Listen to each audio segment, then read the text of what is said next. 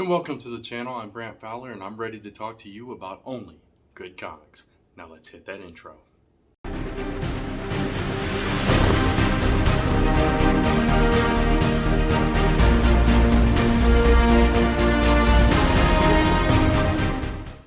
This time we're talking about Iron Cat from Marvel Comics by writer Jed MacKay and artist Perry Perez.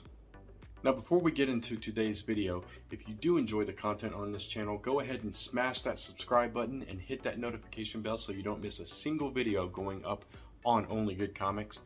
And give us a thumbs up because it really does help the channel out. And you can follow me across social media at Only Good Comics. Now, let's get back to today's video. If you've been following me for any length of time, you know I'm fastly becoming a big fan of Jed MacKay's writing and his character building. He is able to do something with characters that just gives them more depth and more character, more personality, more history than some are able to do with these secondary and tertiary type characters. And I think he's done an excellent job of that with Felicia Hardy, the Black Cat. And that continues into this series, Iron Cat. And this is the only issue I could find in my stacks right now, or I'd show you all of them, but this is issue 5 of the 5-issue series, and all 5 issues are done and they are out. And actually the trade paperback for Iron Cat came out last week on January 25th, so you can go pick that up if this review piques your interest. So even if you didn't read the Black Cat series, you will completely understand and be able to follow everything that happens in this book. If you did read the Black Cat series, some of the things that are referenced here that happen in here will give a lot more background and just kind of enrich the story a little bit more. So basically what happened in the Black Cat series, 2 story arcs that kind of fed into the creation of this series, if you're not familiar.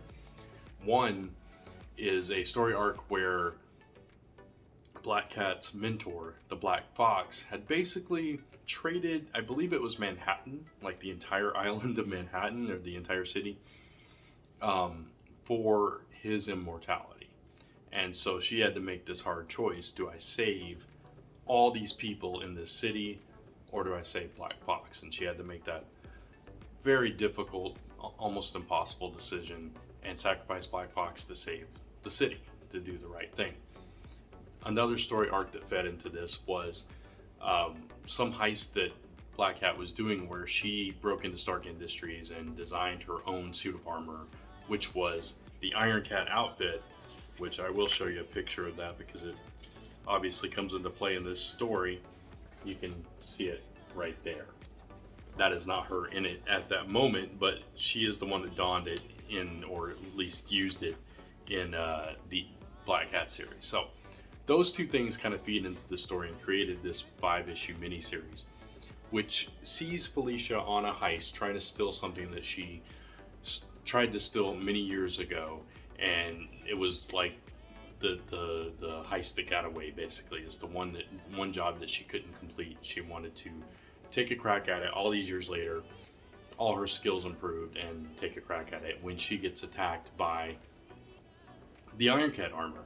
Now Tony Stark, alternatively, he realizes that the armor has been stolen, and obviously his first inclination is, well, Felicia stole it. So he confronts her, and they both find out that somebody else is behind this, and it's somebody from Felicia's past. So throughout this series, interspersed with the present day actions going on and this team up that forms between Iron Man and Black Cat, are these flashbacks to Felicia's time with the Black Fox. And we learned that there was another mentee, a colleague, another thief that was training under Black Fox with Felicia, a woman by the name of Tamara Blake.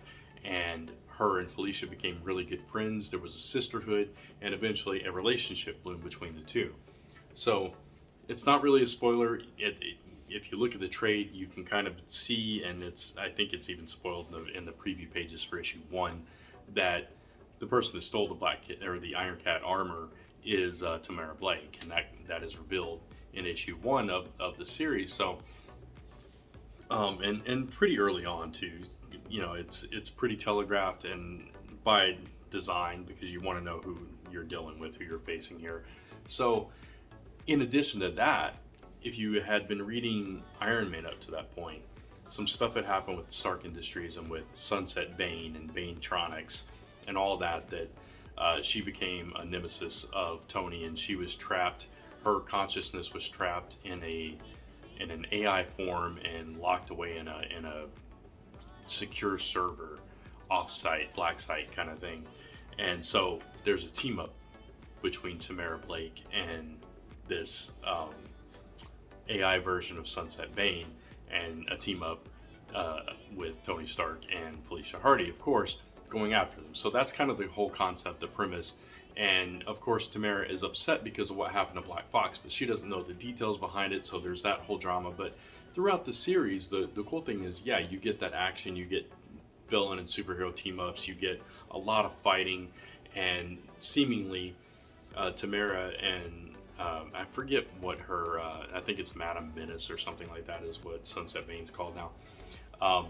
Seemingly they're one step ahead of Tony and Felicia throughout most of the series, and it's really cool to watch that take place, because you've got a master thief and a master, like a genius inventor and superhero, and they're being outwitted by these two villains, and it's really interesting to watch and how they kind of navigate that whole thing. But throughout this, you're getting all this backstory in a very organic and not overwhelming way, that's building up Tamara Blake and building up her relationship with Felicia and building up how she connected with Sunset Bane, and also building up this alliance between Stark and Hardy, who don't really like each other, but they respect each other. They can appreciate each other's skill sets and their swagger, and so it's kind of cool seeing all these team ups. And obviously the culmination, which I'm not going to spoil here, and I'm not going to show too much of this because this is the finale. I don't want to spoil that for you,